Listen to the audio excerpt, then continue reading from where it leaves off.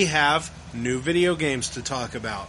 So the video game we are going to talk about today, released in November of 1994, WCW SuperBrawl Wrestling. So I personally have never played this game. We watched videos, we did some research. I've never seen that. This is just one of them games I never played when I had a Super Nintendo. As a matter of fact, this is the only WCW game released for Super Nintendo. At first glance, the game looks really cool. It actually looks better than most of the WWF games we have talked about on our podcast. It has top WCW superstars, Barry Windham, Flying Brian Pillman, The Natural Dustin Rhodes, Johnny B. Bad, Nature Boy Ric Flair, Rick Rude, Rick Steiner, Ricky the Dragon Steamboat. So, go through the whole list of Rickies here. No second chance. We got a video game with 4 Rickies. Oh, jeez. Dear Lord. You were a popular name. I'm a popular name back in the early 90s, I guess. So, All-American Ron Simmons, You want Vader? Scott Steiner, Sting, and Vader. Those are the players you can play as. The game takes place with the ring like a 3/4 overhead perspective. It's a little bit different than what we are used to with the WWF games. So obviously they were trying to do something to stick out a little bit. Every wrestler has the same move set. They can do backbreaker, tombstone pile driver, atomic drop, various diving attacks, and a variety of kicks, punches, elbows, and forearm shots. And then, of course, everybody has their signature move that they do, like the Scorpion Deathlock for Sting, and so on and so forth. One thing I noticed was submissions. We saw every time they would do a submission, the referee would get down and count to 10, and if he counted to 10, you win the match. So nobody's giving up. It's a count to 10 for some reason on this video game. But then, of course, pins are just a 1, 2, 3 like normal. It's not my So fault. that was just a little different. Never seen that. It's not my fault. One thing also is every time you did your signature move, the wrestler would pop up on a little picture-in-picture screen, and like Sting, when he put the Scorpion Deathlock in, you would see him in a little video off to the corner going, woo! Doing like his signature phrases and stuff. There was actual minimal talking in the game, which was pretty interesting to see in 1994 on a Super Nintendo game. When you go to the player select, they all say their signature sayings also. So that was kind of cool. The character select screen, it looked more of real pictures of the wrestlers as opposed to a video game sprite or a cartoony look. So the appearance of the game looked really, really good. But that's where the fun ends, because it appears that the actual gameplay was pretty frustrating and hard to complete maneuvers because of the way they had the ring set up. It was hard to line up your wrestler to do moves. So it sounds like the game was kind of frustrating to play. You also had your singles match, your tag team match, and an 8-man singles tournament, tag team tournament. You also had the ultimate challenge where you faced every wrestler on the game. So, I mean, like I said, the game really looks good for its time, but it sounds like the gameplay is probably the downfall of the game and why the game wasn't as popular. Because I remember seeing this on the shelf, but I never played it. So it was just one of those things that we really didn't get into WCW until they started blowing up with the NWO and everything. We didn't really pay much mind to the WCW as kids. So, sorry, it is what it is. We just didn't. But yeah, it was just Interesting to see Stunning Steve Austin missing from this roster, because I've been kind of going back and watching some WCW lately. Around the 1993 time, I was watching some Saturday Night, WCW Saturday Night, and they really showcased Stunning Steve Austin a lot.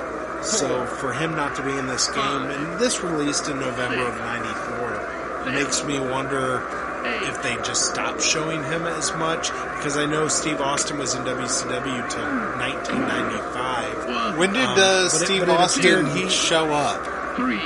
When did he show up in WCW? Yeah, well, you've been watching it, so... Well, he was already there when I started watching. I just started it from 1993. Well, you gotta realize, these games are in development for a long time back then.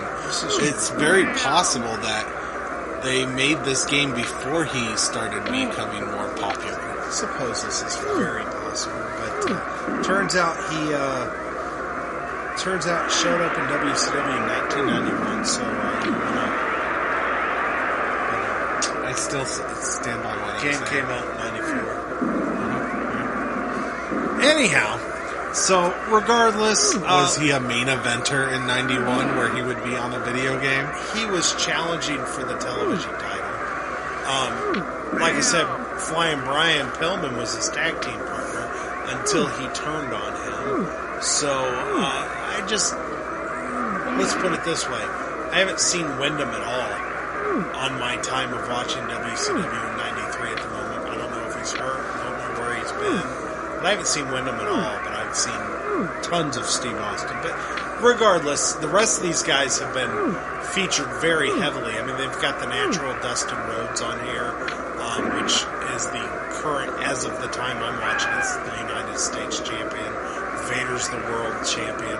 Ravishing Rick Rude's the other world champion, which was a weird time in WCW because they had the big gold belt and they also had the WCW world title.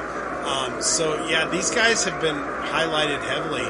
Now the two guys that wasn't highlighted at all is the Steiner brothers, who were in the WWF at the time of which I'm watching, but they squeezed the Steiner brothers in this game. So I just kind of want to point that out. I mean, just trying to debunk your theory here. Really? Yeah.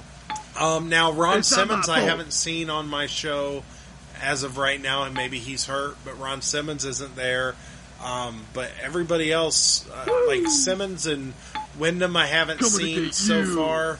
And then the Steiner brothers, I know, are in WWF at the time of where I'm watching. But the rest of these guys, yeah, they're pretty highlighted. They keep showing Johnny B. Bad, which obviously becomes Mark Merrow in WWF eventually.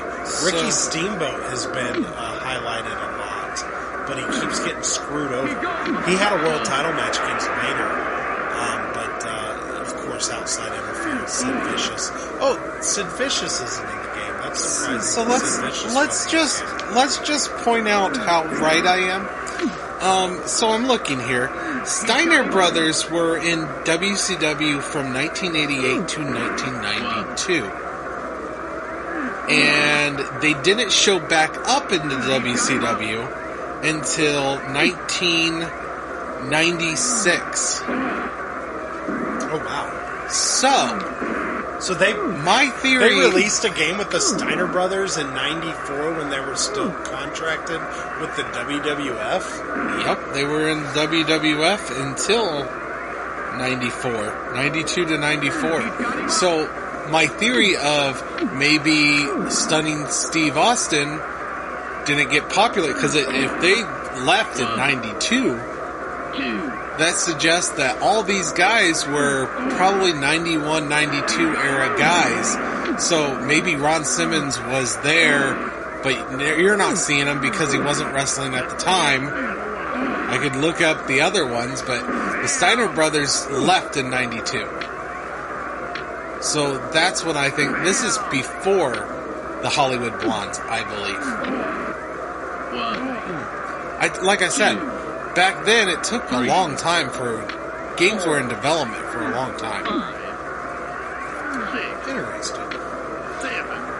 I think it's just interesting to me because in November of '94, the Steiner brothers would have been well into their WWF run. So to have them put in this video game... Can you imagine how hard it is, and especially with everything they did with this? Yeah, I know. How hard it would be to just take them out? I stand by my comments. It's pretty freaking crazy. As long as you realize that I'm right. Okay, well... That explains... You're thinking, well, this should be current. This should be new. But you're not realizing how long it takes to develop a game and create a game and make all these characters. That's why Show me respect. you don't have Stunning Steve Austin. He wasn't popular or a big hit at the time that they were developing. All right, fair enough. I'm wrong. I just find that very funny that they released a game with the Steiner brothers while they were currently with the WWF. That's pretty crazy. So they probably signed a contract for this game before they signed a contract for WWF, and they were already obligated to do it. Huh. Okay, well, it's interesting. Okay, so let's go ahead and do you have any more to say about this game? It looked pretty. It was this is like a beautiful woman that you find out is really dumb. That's how I describe this game. Okay. Very good looks great, but then she opens her mouth. Wow.